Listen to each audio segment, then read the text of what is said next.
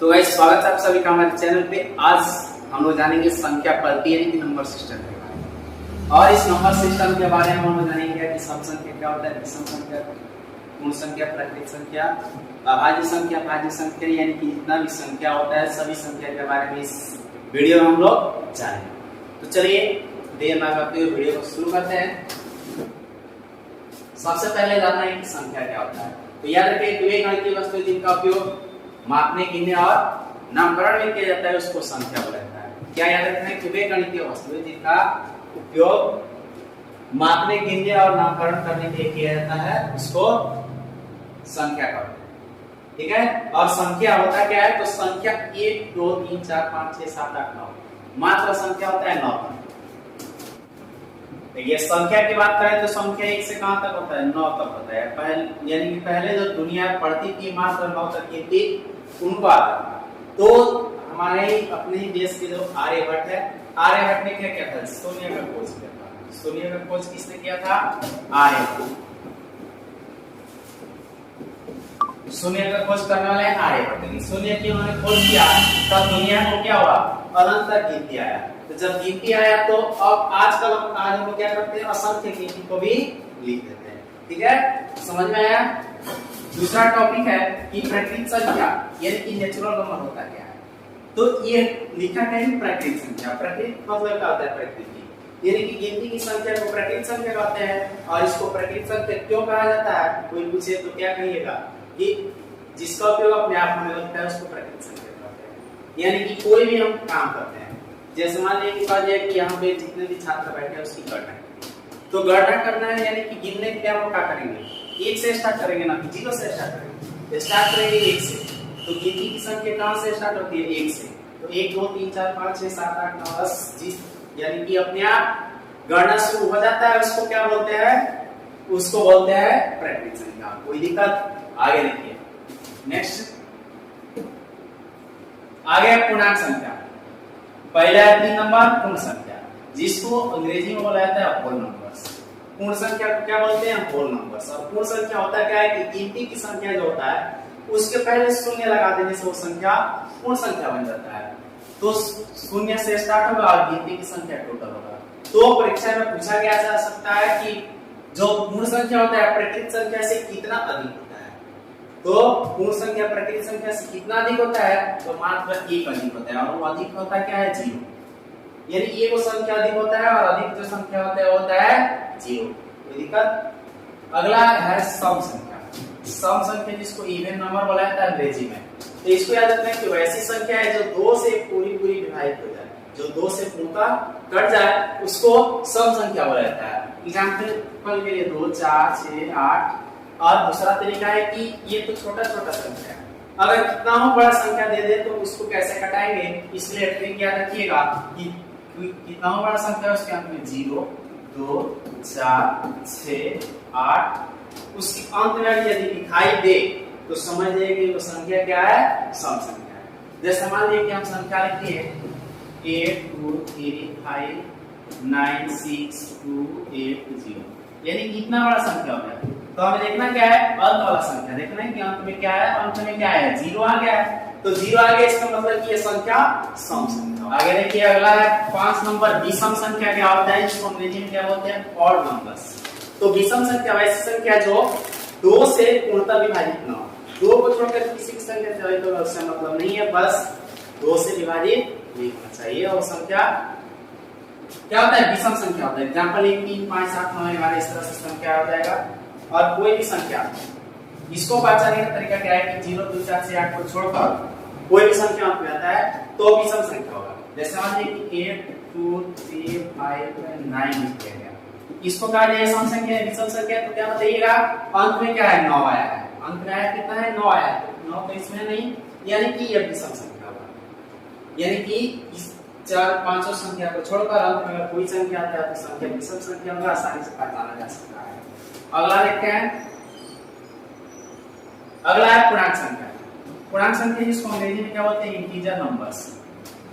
पूर्णांक संख्या याद रखना है कि इसमें धनात्मक ऋणात्मक तत्व शून्य के समूह को पूर्णांक संख्या कहा जाता है। आगे क्या है कि -4 -5 -4 -3 -2 -1 0 1 2 3 4 5, यानी कि इधर बढ़िएगा तो क्या होगा, आगे की ओर बढ़िएगा, यानी कि संख्या बड़ा की ओर बढ़ेगा। आगे की ओर बढ़िएगा तो संख्या क्या होगा, बड़ा होगा, और बैक जाइएगा तो संख्या क्या होगा, छोटा होगा। ठीक है, बैक जाइएगा तो संख्या छोटा होगा, आगे की ओर जाइएगा तो संख्या बड़ा होगा।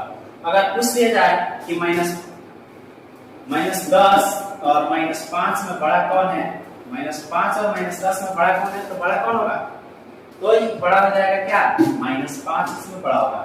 यानी कि इधर बढ़ेंगे तो माइनस में संख्या ज्यादा होगा। तो सिंपल सा तरीका है, ध्यान रखिए कि अगर माइनस में संख्या जितना बड़ा दिखाई देता है वो संख्या छोटा होता है, यानी कि अंक जितना अधिक दिखाई देगा वो छोटा संख्या होगा, और जितना ही कम संख्या दिखाई देगा माइनस में होगा।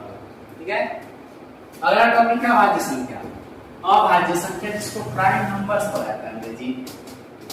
तो इसके याद रखना कि वैसी संख्या जो एक या अपने आप को छोड़कर किसी दूसरे संख्या से विभाजित ना हो, यानी या तो स्वयं से विभाजित होगा या एक से विभाजित होगा, उस संख्या को बोला जाता है अभाज्य संख्या। जैसे 2 4 2 3 5 7 9 11 13 17 इत्यादि। और दूसरी बात याद रखना कि सबसे छोटा अभाज्य संख्या 2 होता है। सबसे छोटा अभाज्य संख्या क्या होता है, 2। तो अब 2 एक ऐसा संख्या जो अभाज्य संख्या भी और सम संख्या भी है। तो परीक्षा में प्रश्न पूछा जाता है कि वैसी संख्या बताइए जो अभाज्य भी हो और सम भी हो, तो उसके लिए क्या बताइएगा, उसके लिए याद रखिए कि वो दो ही एक ऐसा मात्र संख्या है कि जो सम संख्या भी है और अभाज्य संख्या भी है, और बाकी कोई भी सम संख्या नहीं देगा तो अभाज्य संख्या नहीं होगा। नेक्स्ट टॉपिक देखते हैं भाज्य संख्या, जिसको बोला जाता है कंपोजिट नंबर्स। भाज्य संख्या क्या बोलते हैं, कंपोजिट नंबर, और भाज्य संख्या को यौगिक संख्या भी बोला जाता है या संयुक्त संख्या बोला जाता है। ठीक है, यौगिक संख्या या संयुक्त संख्या। याद रखिए कि वैसी संख्या जो दो या अधिक संख्याओं से विभाजित हो, यानी वैसी संख्या या तो दो संख्या से उससे अधिक संख्या से विभाजित हो सकता है, उसको भाज्य संख्या बोला जाता है। ये 4 6 8 9 10 12 14 15 इत्यादि इस तरह का जो भी संख्या होगा वो क्या होता है, भाज्य संख्या होता है। और सबसे छोटा भाज्य संख्या होता है वो 4 होता है। अब 4 को ही काटिएगा तो किससे कटेगा, 1 से भी कटेगा, 2 से भी कटेगा और 4 से भी कटेगा, यानी 3 संख्या से क्या हो रही है, विभाजित हो रहा है क्या, 4। 6 को भी काटिएगा तो 1 से 3 से 6 से 2 से कट जाएगा। तो जो 2 से अधिक संख्या से विभाजित हो जाए इसको बोला जाता है भाज्य संख्या। दूसरी बात है आता है अगला क्या है, परिमेय संख्या, जिसको अंग्रेजी में बोला जाता है रेशनल नंबर्स। तो रेशनल नंबर्स होता है क्या है, रेशनल नंबर्स का मतलब होता है कि वैसी संख्या जो p/q के रूप में, क्या p/q के रूप में हो, जहां p और q कोई पूर्णांक तथा q ≠ 0 हो, उसको बोला जाता है पूर्णांक संख्या। यानी कि q का मान इसमें 0 नहीं होना चाहिए, p/q के रूप में होना चाहिए, q का मान 0 के बराबर नहीं होना चाहिए। अर्थात कहने का तात्पर्य है कि बाटा में 0 नहीं आना चाहिए। एग्जांपल में याद रखिएगा कि 0 5 और 4 16 7/2 ये रूट में है, तो ये क्या होगा, परिमेय संख्या होगा। क्यों होगा, क्योंकि 4 का वर्गमूल 2 हो जाएगा, 16 का वर्गमूल 4 हो जाएगा, तो रूट से बाहर निकल गई, यानी कि ये परिमेय संख्या होगा। और 0 की बात करें तो 0 के नीचे 1 2 3 4 5 कुछ भी लगाया जा सकता है, केवल 0 को छोड़कर। बाटा में 0 नहीं होना चाहिए, बस इसको याद रखना है। और p/q के रूप में होना चाहिए, और रूट में अगर हो तो उसका पूरा वर्गमूल निकल जाना चाहिए, तो संख्या रेशनल नंबर होगा। अगला है 11 नंबर अपरिमेय संख्या, जिसको इरेशनल नंबर बोला जाता है। तो वैसी संख्या जिसे p/q के रूप में नहीं लिखा जा सकता है, और मुख्यतः उन्हें रूट के अंदर, इसके अंदर रूट के अंदर लिखा जाता है, वैसी संख्या को अपरिमेय संख्या कहा जाता है, और कभी भी उनका पूर्ण वर्गमूल नहीं निकलता है। तो एग्जांपल के रूट 2 ले लिया जाए, रूट 2 का वर्गमूल निकालिएगा तो पूरा कभी नहीं कटेगा। आप इसका वर्गमूल निकालते जाइएगा, पूरा कभी खत्म हो जाएगा, तो वो पूरा ये नहीं कटेगा। उसी तरह से रूट 7 है, रूट 11 है, रूट 5 है, ये क्या होगा, इसका पूरा वर्गमूल नहीं निकलेगा, इसलिए ये संख्या कौन संख्या होगा, ये संख्या हो जाएगा अपरिमेय संख्या। तो दिक्कत अगला आगे देखिए, ये बहुत इंपॉर्टेंट है, जिसको बोलते हैं वास्तविक संख्या। क्या बोलते हैं, वास्तविक संख्याएं, यानी कि रियल नंबर्स। तो रियल नंबर्स होता क्या है, तो रियल नंबर होता है कि परिमेय तथा अपरिमेय संख्या और समूह को रियल नंबर कहते हैं। सिंपल सा बात यह है कि जिस संख्या को हम लोग लिखते हैं वो सब रियल नंबर होता है, केवल एक संख्या को छोड़कर रूट में केवल माइनस के साथ कोई अंक नहीं होना चाहिए, वो सब संख्या रियल नंबर होगा। जितना संख्या सबको रियल नंबर बोलेंगे। अभी तक हम लोग जितना पढ़ा सम संख्या, विषम संख्या, प्राकृत संख्या, पूर्णांक संख्या, भाज्य संख्या, अभाज्य संख्या, वास्तविक संख्या, परिमेय संख्या और अपरिमेय संख्या, सभी संख्या के समूह को क्या बोला जाएगा, वास्तविक संख्या बोला जाएगा। तो एग्जांपल के लिए याद रखना कि 0, 5, 4, 2, 7, 11 ये सब संख्या क्या होगा, वास्तविक संख्या होगा। नेक्स्ट टॉपिक देखते हैं अगला 13 नंबर। 13 नंबर में दिया गया है कि अवास्तविक संख्या है। अवास्तविक संख्या है जिसको लेते हैं अनरियलिस्टिक नंबर, अनरियलिस्टिक नंबर या अनरियल नंबर भी इसको कहा जा सकता है। तो इसके अर्थ में यदि किसी संख्या का ऋणात्मक, किसी संख्या का वर्ग, किसी संख्या का वर्ग, इसमें वर्ग होना चाहिए यहाँ पे, किसी संख्या का वर्ग ऋणात्मक संख्या हो तो ऐसी संख्या अवास्तविक कहलाती है। यदि किसी भी संख्या का वर्ग ऋणात्मक संख्या आता है तो संख्या क्या होगा, अवास्तविक संख्या कहलाएगा।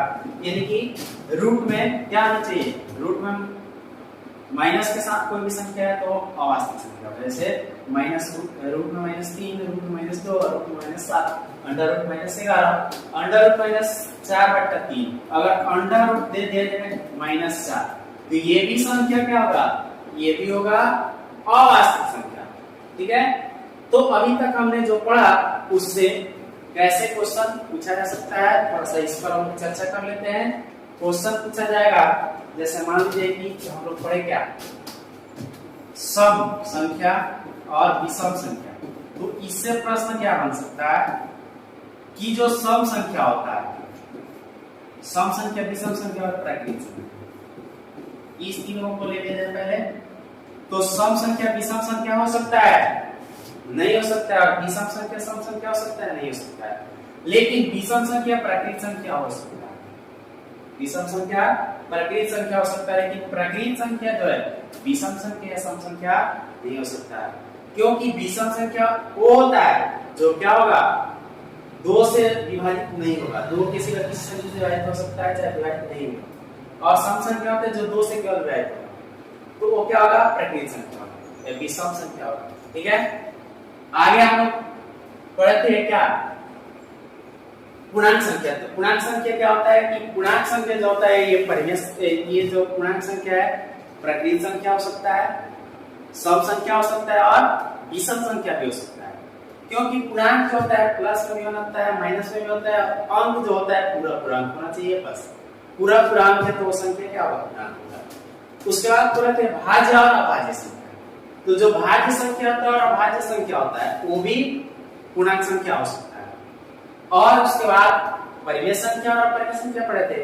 तो परिमेय संख्या जो होता है p/q के रूप में लिखा जाता है और अपरिमेय संख्या रूट के अंदर लिखा जाता है, जिसका कभी भी वर्गमूल पूरा पूरा नहीं निकलता है। और पढ़े थे उसके बाद अवास्तविक संख्या।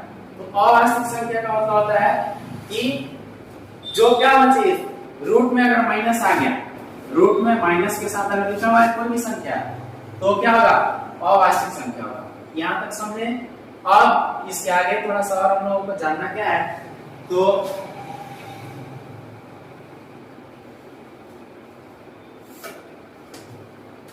चूंकि एग्जाम में पूछा जा सकता है कि स्थानीय मान क्या हो सकता है। तो जैसे समझिए कि 2 4 2 8 2 4 0 5 अगर पूछते एग्जाम में कि 2 का स्थानीय मान बताइए, 2 का स्थानीय मान क्या होगा, 2 का स्थानीय मान